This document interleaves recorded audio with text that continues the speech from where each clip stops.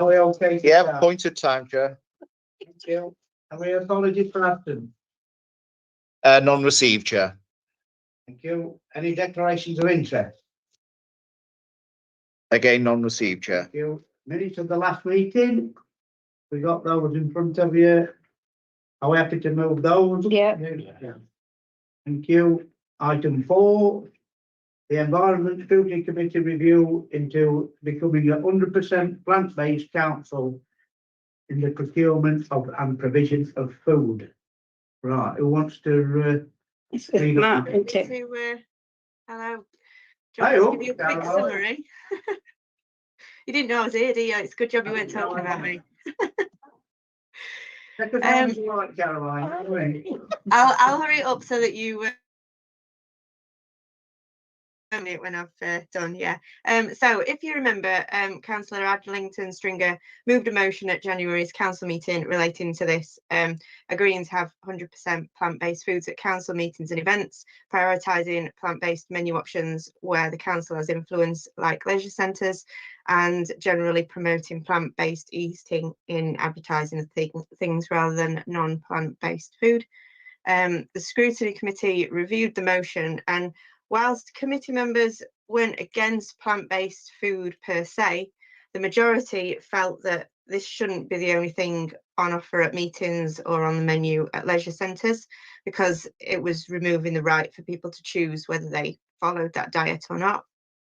We discussed various perspectives like whether people have been told to introduce some more milk and fish or red meat into the diets or whatever for dietary requirements, which might not fit with this motion.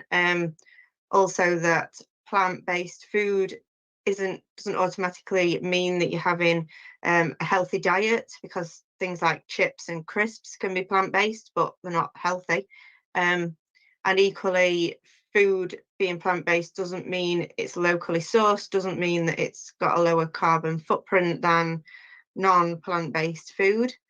So based on those sort of reasons that people came up with, we decided that we would recommend that the council meetings and events keep the current mixture of meat, dairy, vegan and vegetarian food that we've got at the moment. Equally, it was decided not to recommend that we remove advertising for meat and dairy produce on council properties and the district as a whole. But we did hear from the leisure centres and the duty officer and the centre manager of Dronfield Leisure Centre, who informed us that they regularly review the food they offer and trial different types of products to gauge people's interest and demand. And they do now offer plant-based spreads and milks and things following an increased demand for such products, and they're selling fine, so they're keeping on with those. It wasn't felt that it was economically a good idea to completely change the offering in leisure centres and cafes to completely plant-based food, because there's a risk that it might be difficult to source some plant-based items, according to the leisure centre staff who have looked around suppliers for that kind of thing in the past. And without knowing whether the demand is there, it could lead to some food being spoilt and thrown away, which is not what we want. So it was thought that we'd take a more measured approach, and therefore we agreed that the scrutiny committee would recommend to Cabinet that, as part of the annual leisure survey that the leisure centres already do, the demand for specific foodstuffs be measured, and in particular